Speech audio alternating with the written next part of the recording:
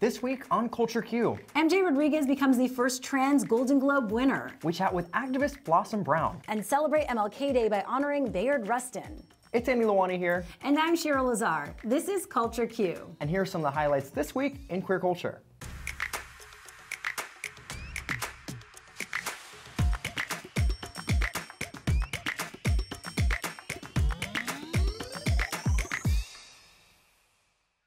Last week was the 79th annual Golden Globe Awards, and while it wasn't televised this year for actor MJ Rodriguez, it was 10, 10, 10s across the board. The Post star brought home a history-making award for Best Actress in a TV Drama, winning out against Uzo Aduba, Jennifer Aniston, Christine Baranski, and Elizabeth Moss, which makes her the first transgender actor to ever bring home a Golden Globe. And it's not the first time Rodriguez has made history. Just last summer, she became the first trans person nominated for a lead acting Emmy. And though she didn't win, her impact can't be denied. And while many people wish that Rodriguez could have celebrated on stage, she actually took to her own Instagram Live to make her own acceptance speech. This is for the LGBTQAI, Black, Latina, Asian, the many beautiful colors of the rainbow around the freaking world. This is not just for me. This is for y'all. This is the door that opens for y'all. Not me, for y'all. Pose has been celebrated by critics and fans alike since its debut in 2018. And while it is hailed as having the largest transgender cast in a scripted series, the trans performers have received little recognition for their work on the show. In 2020, Pose star India Moore tweeted about the issue, saying something about trans people not being honored on a show about trans people who created a culture to honor ourselves because the world doesn't. Let's call it cognitive dissonance. And while there are so many trans talents on the show that deserve recognition for their work, like Moore, Dominique Jackson, and Angelica Ross, Sunday's win is certainly a step in the right direction. In another Instagram post, Rodriguez had some more inspiring words, saying this: "This is the door that is going to open the door for many more young, talented individuals. They will see that it is more than possible. Love wins. To my young LGBTQIA babies, we are here. The door is now open. Now reach the stars." Well, a huge congrats again, MJ. So well deserved. And if you want to catch up on her award-winning performance, you can check out the first 2 seasons of Pose right now on Netflix. With Martin Luther King Day right around the corner, we want to take a moment to commemorate his right-hand man, Bayard Rustin, who was openly gay and a major force behind the civil rights movement. Though King and Rustin's relationship was sometimes challenging, Rustin played a huge part in organizing the March on Washington, where King delivered his famous "I Have a Dream" speech. While King may have been the face of the movement, Rustin was busy running things behind the scenes. I don't know if you know, but I was an associate of Dr. Martin Luther King for a number of years. And that actually I am the person who drew up the plans for his Southern Christian Leadership Conference. Born in 1912, Rustin was living his life as an openly gay man, which was pretty much unheard of at the time. Here's Rustin's former partner, Walter Nagel, reflecting on his late partner's life. Bayard was open about his being gay, really from his teenage years. He just believed in being his authentic self and speaking his own truth.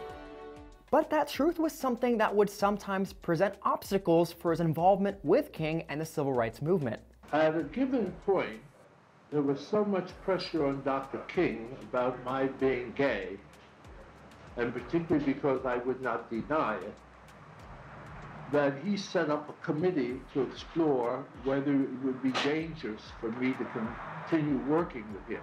There were several instances where Rustin's sexuality was used as a weapon against the movement, which led him to take on a more behind-the-scenes role. His help with the march, though, which was more successful than anyone dreamed, marked a huge turning point for Rustin and the country.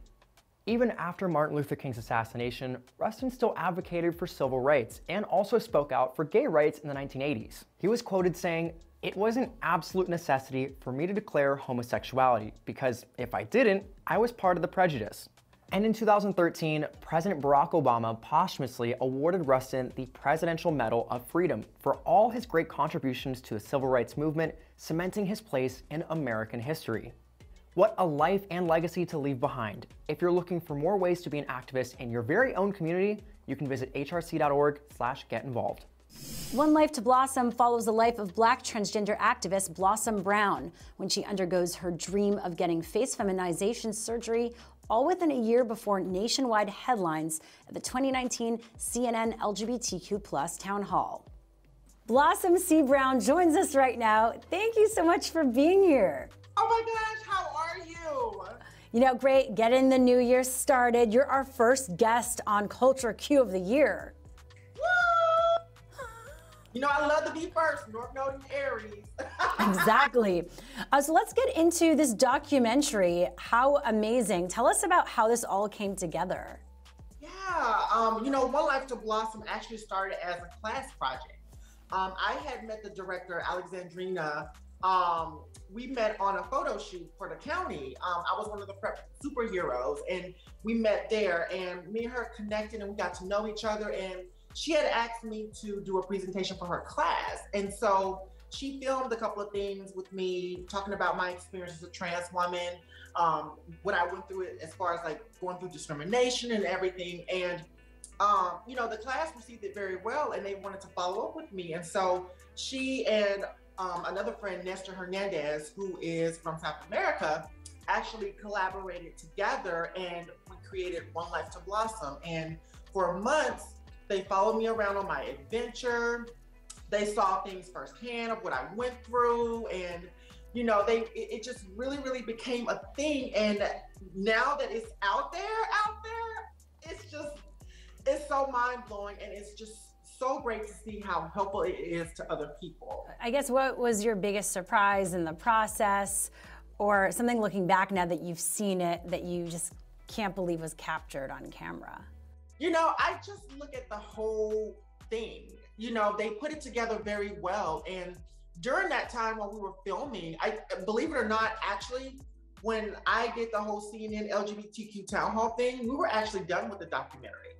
We were done filming and everything, but Alexandrina thought, whoa, I gotta put this in. And so she did that along with the help of Nestor. And, you know, it was just that moment itself was just so powerful, and just, I felt it in my soul. Looking back at it now, everything, because it's my truth. It's really my truth. And I will say that my truth was very traumatizing for me. There were some parts that I couldn't look back at, because, you know, you're seeing me in my old face, in my old self. You're literally watching me have a death and rebirth right in front, you know, front and center. And looking back at it, it was like, wow, you know, there are some people that were in that documentary that I'm not friends with anymore. You know, they were there for a season and for a reason, and I was so thankful for that season. It's no hard feelings. It's, you know, life. And looking at where I am today, it's like, wow. What message do you hope people take away who watch this? What do you want people to take away when they see your story? Yeah, I want people to be able to understand their truth, to be able to connect with self, connect with your feelings, connect with your emotions, connect with your thoughts. Be one with yourself, and whatever that looks like. If you have the means to change something about you that you don't like, do it. Do it. If you don't have the means and you still want to change something about yourself, manifest it. Make it happen. Call it from the universe. I'm a very spiritual person. I'm a spiritual life coach. So, you know, I'm all about manifesting, setting good intentions. Just really be able to connect and align with yourself. And that's what I did, because for so long I was picked on, teased. I didn't like certain things about myself. And when I finally decided to get aligned with myself and with my truth, I was like, okay, I'm gonna be able to do this. Yes. Oh my God, I'm feeling that. Thanks again to Blossom Brown for chatting with us here at Culture Q. You can check out One Life to Blossom now, right here on Revry. And now let's take a look at what's going on in LGBTQ news around the world, starting with some exciting news coming out of Israel. After a decade-long legal battle, Health Minister Nitzan Horowitz announced last week that there are new rules in place for surrogacy, making it accessible to any family, regardless of sexual orientation or gender identity. Before this change in policy, only heterosexual couples and single women were able to take advantage of surrogacy in Israel. But now it's open to same-sex couples, single men, and transgender parents. Horowitz, who's Israel's second openly gay minister, made this statement about how much this means to him. This is an exciting day for me. As a gay minister who is well aware of the exclusion and discrimination against us over the years, it's my personal struggle too.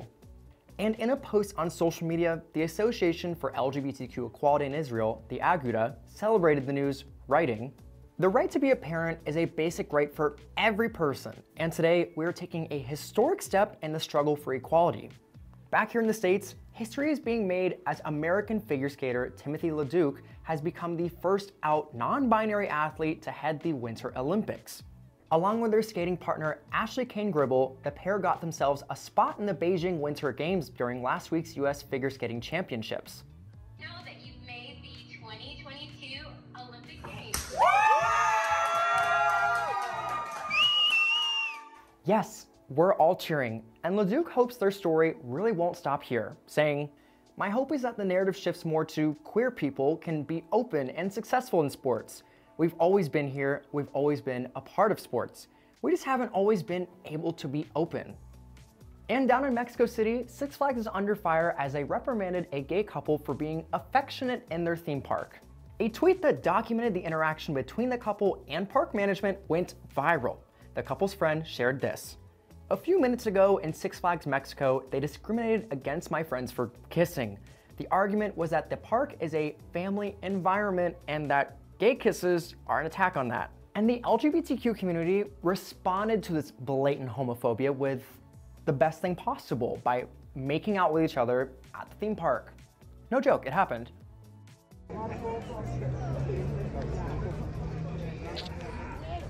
The kiss-a-thon got so much media attention that just one day after, Six Flags Mexico was forced to change their tune, releasing a statement saying, "We stand in solidarity with members of the LGBTQ+ community. To show our commitment, tomorrow we will meet with the Commission of the LGBTQ+ community together with the authorities of the Mexico City, and we will work to move forward."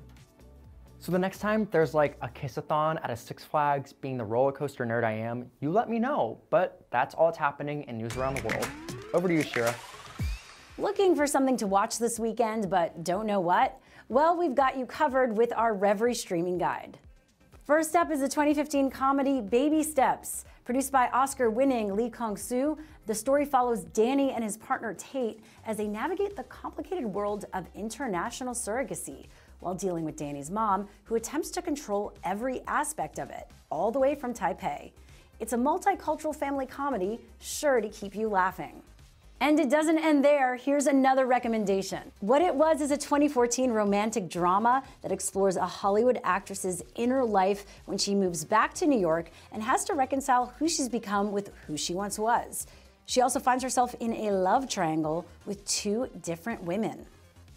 I mean, I'm already sold. Sign me up. And you can find all those titles streaming right now on Revry, so go check them out. And now we're at one of our favorite parts of the show, our Culture Q moment of inspiration. And we're kicking off 2022 by celebrating a kick-ass woman who is waving the trans flag on the world's highest peaks. Living in Denver, Erin Parisi has been climbing mountains for about 25 years. But she says it wasn't until she came out as a transgender woman that she wanted to take on the world's 7 highest summits. She said, "I felt so strong after coming out. I lived in fear basically my whole life of being seen, and when I came out, I found something that was completely different." Just a few weeks ago, after her 45th birthday, Parisi ascended Vincent Massif, which is the highest point in Antarctica. So, I am 2 steps to the top of this mountain. This is the point where I start thinking about who got me here. And I think all you guys, family, friends, everybody who lifts me up, and everybody that pushes me up to the tops of these mountains. Since February 2018, she's climbed Mount Kosciuszko in Australia, Mount Kilimanjaro in Tanzania, Mount Elbrus in Russia, Aconcagua in Argentina, and Vincent Massif, which leaves just 2 more summits for her to conquer. And that is just amazing. Parisi aims to be a light in the darkness that is the current trans narrative. She had this to say: I haven't seen a lot of stories or trans representation shared in the world, and I spent a lifetime looking for those examples. So carrying that flag is my way of saying I'm here and I'm proud of who I am. And I'm going to stand on the highest point in the world and say that. Honestly, so amazed by her. Oh yeah, I'm in awe and I'm simultaneously exhausted watching her. I don't disagree. And that's all for this week's show. It's Annie Lawani signing off. And I'm Shira Lazar. Thank you again for hanging out with us. The beginning of 2022. And yes, if you want to catch more episodes, we're here every Thursday at 8 p.m. Eastern, live and always on demand, right here on Revry.